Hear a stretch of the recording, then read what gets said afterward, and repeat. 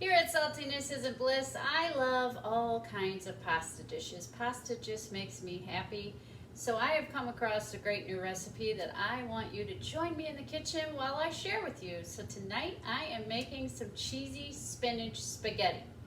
So we're gonna start with a pan or a dish that can go in the oven. It doesn't have to be glass, that's just the one I had handy. And we're gonna put a nice coat of cooking spray all the way around. So it looks something like that. And you want to preheat your oven to 350 degrees. And now we're going to start mixing and blending all our flavors together.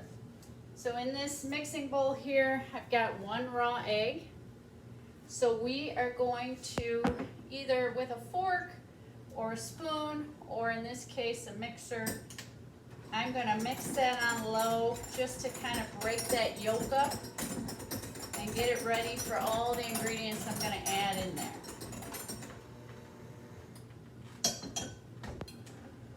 So just something like that. To that we're going to add 3 things. So we've got a 1/4 teaspoon of garlic powder,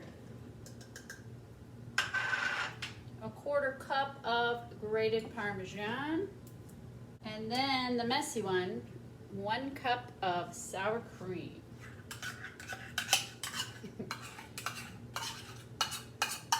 There it is, pre-mixed. So now we want to come back to our mixer and we want to mix that until it's nice and creamy. Doesn't have to be on a high setting. I've got it just on number 2. If you don't have an electric mixer, just give it a real good mix with a spoon, a spatula, whatever you have handy. Here it is, all nice and creamy. So now the rest of what we add in, we won't be using the mixer. We will be using, I'm going to go with just a real kind of stiff spatula to kind of just help mix that in there a little bit easier. So I've got 2 cups of shredded mozzarella cheese. If you don't have that in the house, but you have some other cheese, feel free to use that. Doesn't have to be mozzarella. And then I have 10 ounces of frozen chopped spinach. So that's what the bag looked like. Kind of perfect. It came right in the quantity I needed. So all I had to do was thaw it and then just drain it. So I was able to cut a little corner off, kind of drain the excess water out that way. You can also, as you pull it out of the bag, squeeze it over the sink. That will get a lot of that excess water out of there as well. So we're just going to drop that in. The other thing we can add in, there's a little bit of onion. I always like to go with dried mince. And that's just going to be to taste. If you want to add in stronger onion, bigger onion, please feel free to do so. So there that is pre-mixed, and now we're just going to give that a real good mix with our spoon or our spatula so that the spinach and the cheese is all evenly spread throughout. All mixed through. Kind of reminds me of like artichoke dip. That's what it looks like, right? So now we want to add our cooked spaghetti in there. So this is about 4 ounces, or as best I could guess, 4 ounces. And you want to cook it till it's just a little bit before it would actually be done. So it's a little on the firm or al dente side. And now we want to just dump that into our mixture. All right, pre-mixed, just kind of all on top there.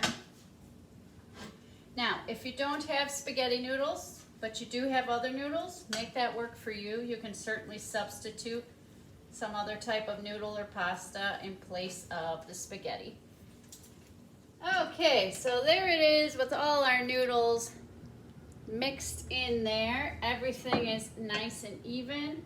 So we come back to our dish that we have coated. Now we're going to pour that whole mixture in there. And then we're going to take the back of our spatula or spoon, whatever you're working with, and just kind of spread that evenly. How good does that look? So, optional step before we pop it in our oven, our preheated oven, is I'm going to put a little bit of dried parsley on top. You can, of course, skip that step, go with a different seasoning, or use fresh herbs if you like. So I'm just going to put a nice thin layer on top. And then we want to put that in our oven for about a half hour. See you then. Dinner tonight is looking good with that golden brown edge all the way around. Let's dig into it.